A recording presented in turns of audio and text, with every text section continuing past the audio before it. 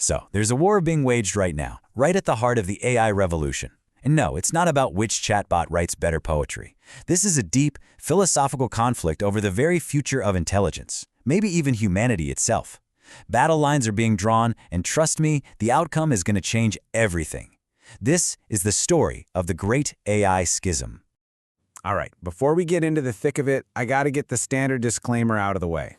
What we're talking about today is for your information and entertainment only. It is absolutely not financial advice. Okay? Cool. Let's do this. You know, when you hear the word schism, you probably think of something from a history book, right? Like the Great Split in the Church, way back in 1054.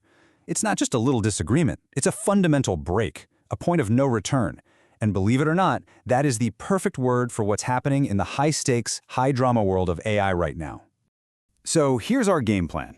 First, we're going to unpack the messy corporate divorce that basically lit the fuse. Then we'll get into the two, I kid you not, new religions that rose from the ashes. After that, we'll dive into the super nerdy but crucial technical debate at the core of it all. We'll even look at a surprising third way out of this mess, before we try to figure out what this fractured future is actually going to look like. Okay, first up, the schism really kicked off inside a single house, so to speak. It's a story of a massive falling out between two of the most important AI labs on the entire planet, OpenAI and its safety-obsessed rival, Anthropic. And the crazy thing is, our story starts at OpenAI. Now, they were founded with this really noble mission, right? To make sure that artificial general intelligence, or AGI, benefits all of humanity. But that very mission, that beautiful idea, it became the battleground for this incredibly bitter conflict over what words like benefit and safety even mean. And this slide just lays the whole feud bare.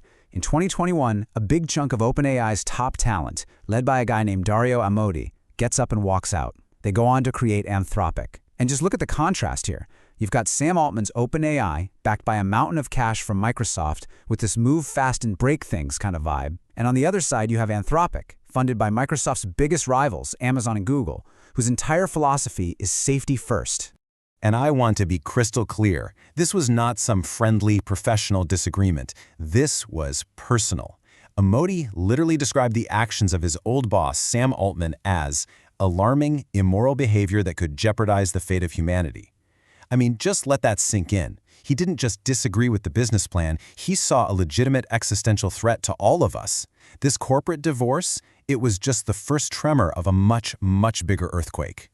Because this whole OpenAI versus Anthropic thing, it wasn't just about two companies. It was the public face of a much deeper, almost religious war of ideas that was already brewing under the surface in Silicon Valley. So on one side, you have the EAC movement. It stands for Effective Accelerationism, but people just call them the boomers.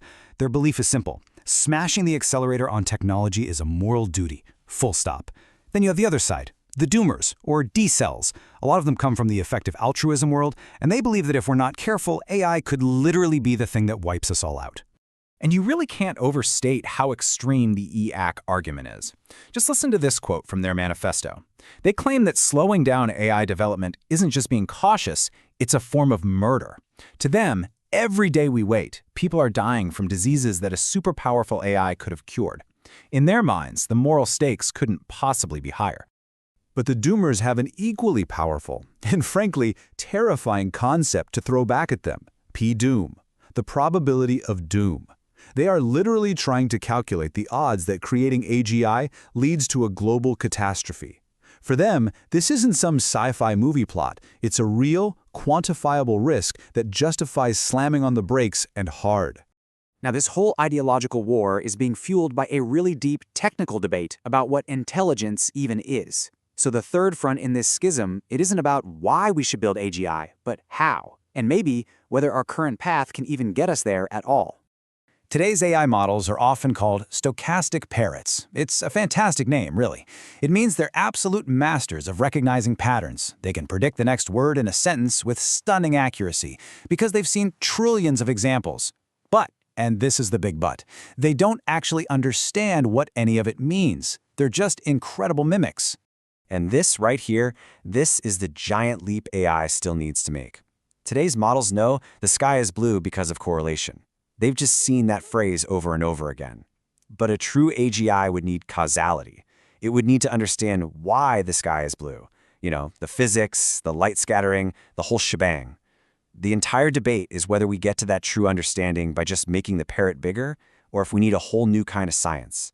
And if you want to sound really smart talking about this with your friends, there's a killer parallel from the world of economics called the Lucas critique. The idea is pretty simple.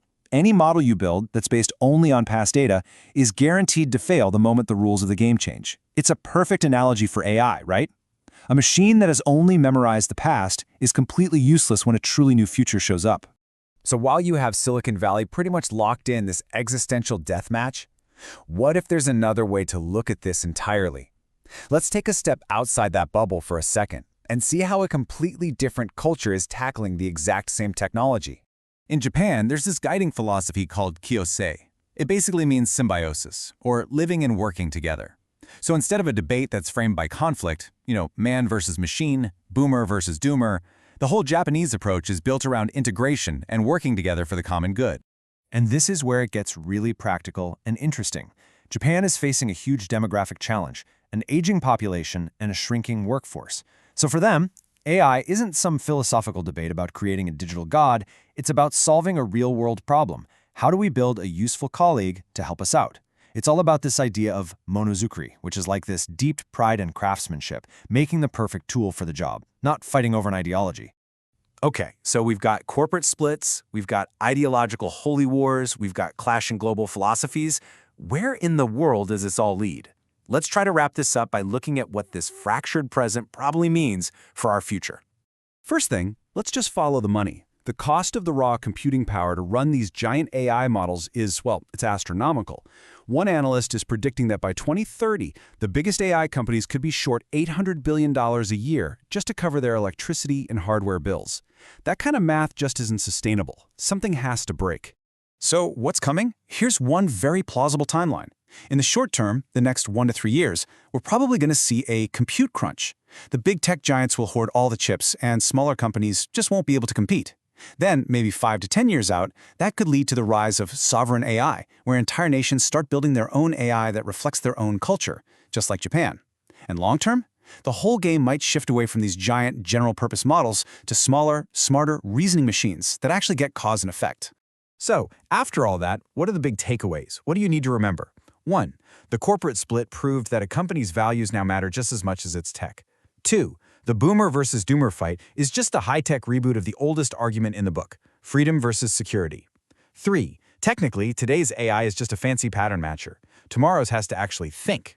And 4. Globally, while the West is having a full-blown philosophical meltdown, a lot of other places are just focused on building useful stuff. And all of this brings us to one final, pretty unsettling thought. This whole schism has completely shattered the idea of a single unified race to AGI. It's a war being fought on multiple fronts now, and it forces us to ask a totally new question. It's no longer about who's going to win. It's about what, if anything, is going to be left of the prize once all the fighting is done.